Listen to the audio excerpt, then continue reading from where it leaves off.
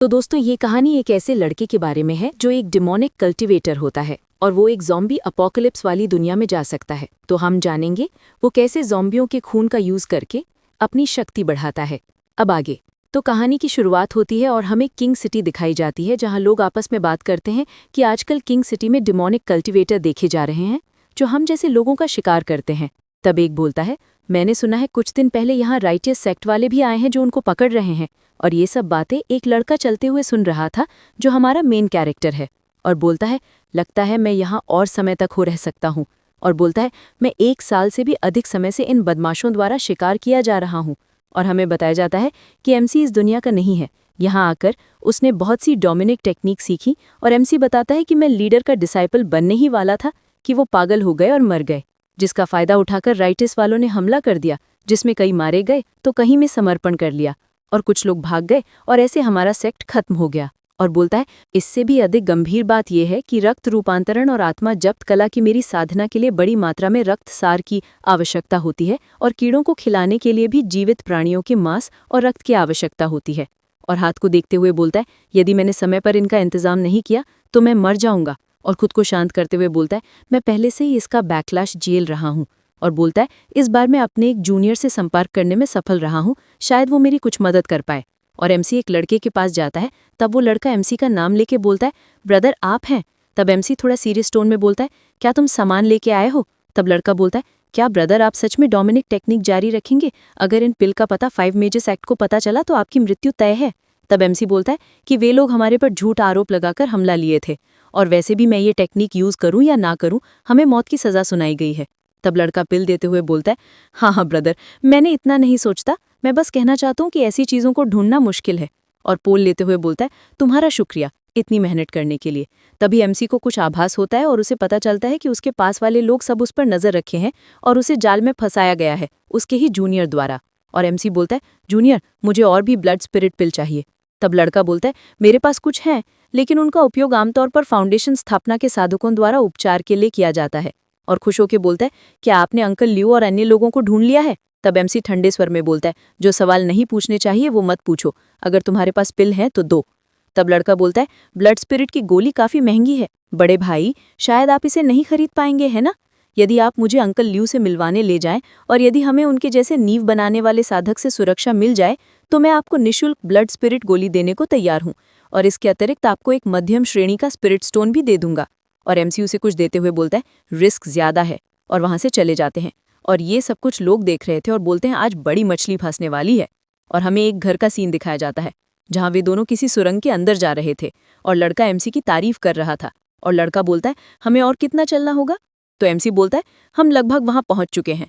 और एमसी पीछे मुड़ता है और जूनियर को किक पड़ती है और वो बाहर उड़ के आता है और जासूसों से बोलता है, नीचे सभी डोमिनिक लोग हैं, मेरी चिंता मत करो, जाओ उनको पकड़ लो। और सब लोग आगे बढ़ते हैं और अंदर सुरंग में उनको एक लाश मिलती है और उनका मास्टर चेक करते हुए बोलता है, कितना क्रूर है। और पता चलता है ये तो हमारा आदमी है, और बोलता है, जो बाहर आया था वो था छू चैन, उसने हमको धोखा दिया है। और हमें सिटी के बाहर एमसी दिखाया जाता है जिसने जूनियर का भेष बदला था और बोलता है, मैं कुछ समय तक बच भी जाऊं पर हमेशा के लिए तो ऐसा नहीं हो सकता है। और सोचता है, क्या मुझे उन सेक्ट में शामिल होना चाहिए? और सोचता है, ये संभव नहीं है, मैं ऐसा नहीं कर सकता, क्योंकि ऐसा करने पर मुझे अपनी ये सारी टेक्निक छोड़नी होगी और लेवल भी घट जाएगा और उनकी टेक्निक मुझे सूट भी नहीं करेगी, ना ही मेरा विकास हो पाएगा।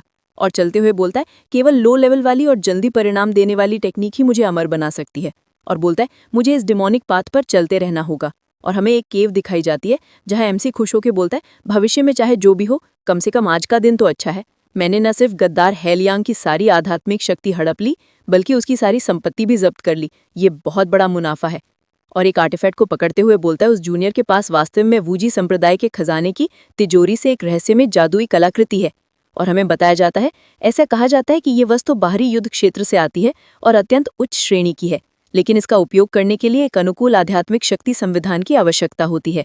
दुर्भाग्यवश संप्रदाय के विनाश तक भी कोई भी इसकी स्वीकृति प्राप्त करने में सफल नहीं हो सका। और एमसी अपनी शक्ति उसमें डालते हुए बोलता है, शायद मैं इसे कर सकता हूँ, क्योंकि मैं दूसरी दुनिया से हूँ, तो हो सकता है काम बन जाए। और शीशे में कुछ हलचल होती है जो देख के एमसी शॉक जाता है और इसे एक दुनिया दिखाई देती है जिसे देख के एमसी बोलता है, ये दुनिया मेरे पिछले जीवन की अपोकलिप्स फिल्म से मिलती दिखाई दे रही है। और सोचता है, क्या ये कोई इल्यूजन है? तभी वो शीशा एमसी को खींचने लगता है और एमसी को पूरा अंदर ले लेता है और अगले सीन में एमसी अपना सर पकड़ते हुए बोलता है, क्या हुआ मेरे साथ, मैं तो शीशे में घुस गया था। और खड़े होते हुए सोचता है, ये शायद मेरी ही पिछली दुनिया है, क्या यहाँ पर कोई एलियन हमला हुआ है या कोई बीमारी या कोई युद्ध। और आसपास देखते हुए बोलता है, मुझे और जानने के लिए यहाँ पर किसी को ढूंढना होगा। और एमसी को कुछ हलचल दिखाई देती है तो एमसी आगे बढ़ता है सोचते हुए, अच्छा हुआ मुझे एक जीवित इंसान मिल गया। और आगे बढ़ने पर एमसी को पता चलता है ये तो एक ज़ॉम्बी है और शौक हो जाता है और ज़ॉम्बी एमसी की तरफ आगे बढ़ते हैं। तब एमसी अपने ब्लड कीड़े से उड़ को बीच में से फाड़ देता है और एमसी सोचता है, मेरे क्यूआई लेवल के सामने ये सब साधारण है, यहाँ क्या हो रहा है। और कीड़े को बोलता है, क्या तुम इस ज़ॉम्बी को खाना चाहते हो। और आगे बढ़ते हुए बोलता है, तो क्या ये हो सकता है, ये चल फिर सकते हैं तो इनको जिंदा समझा जाए। मुझे आश्चर्य है कि क्या तकनीक विकसित करने और कीड़ों को खिलाने के लिए ज़ॉम्बी के रक्त और मांस का उपयोग करना प्रभावी होगा। और ज़ॉम्बी को खाते देख के एमसी शौक हो जाता है और कीड़े से बोलता है, अरे ये तो सच में काम कर रहा है, लगता है ज़ॉम्बी से तुम्हारी भूख शांत हो जाएगी और शक्ति बढ़ेगी। और उसके पीछे ज़ॉम्बी दिखाए जाते हैं और खड़े होते हुए बोलता है, अब मजा आएगा ना बेड़ू, अब मेरी टेक्निक का इस्तेमाल करने के लिए खून की कमी नहीं होगी। और एमसी सोचता है, इन ज़ॉम्बी वाली अपोकलिप्स दुनिया मेरे लिए खाने का भंडार है।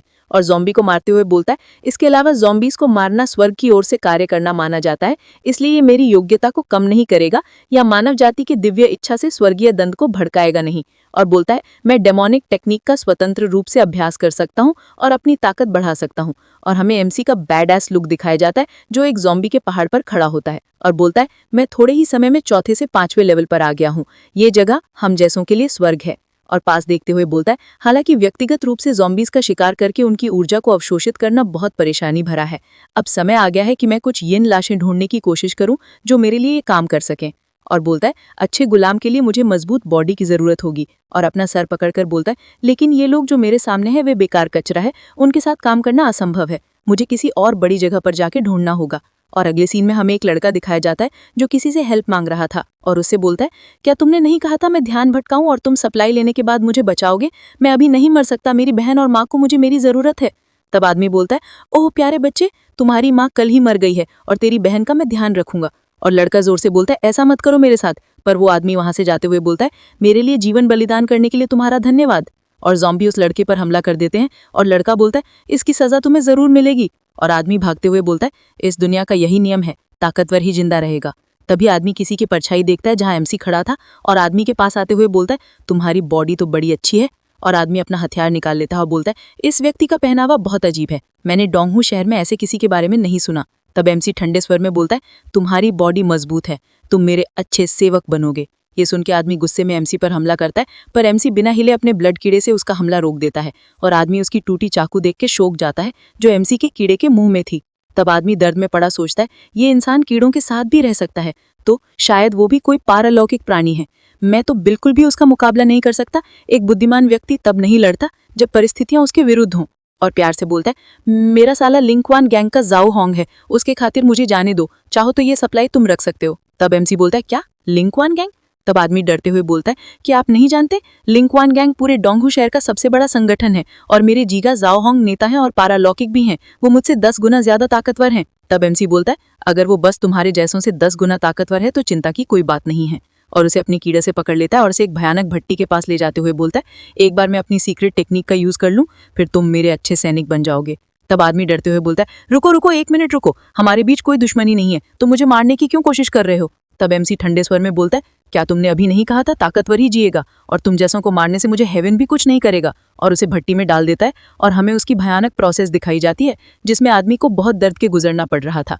और हमें 3 दिन बाद का सीन दिखाया जाता हुआ जब एमसी की प्रोसेस पूरी होगी और वो आदमी एक गुलाम में बदल गया था, जो देख के एमसी खुश होते हुए बोलता है, मैं विश्वास नहीं कर सकता कि मेरी पहली लाश शोधन प्रक्रिया इतनी सफल रहेगी। और अपने हाथ में एक पगोड़ा निकाल देता है जिसमें वो अपने गुलामों को रख सकता है। और हमें उस गुलाम का लेवल दिखाया जाता है जिसे देख के एमसी खुश हो जाता है उसकी शक्ति को देखकर।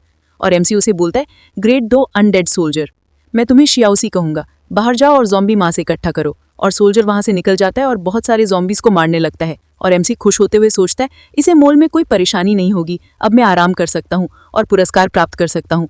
और अगले सीन में किसका सर पिचक जाता है, जो कि एमसी का गुलाम सबको मार मार के ट्रॉली में इकट्ठा कर रहा था और खुश होते हुए एमसी के पास लेके आता है। तब एमसी खुश होते हुए बोलता है, बहुत अच्छा है, तुमने मेरी कल्टीवेशन करने में मदद की है।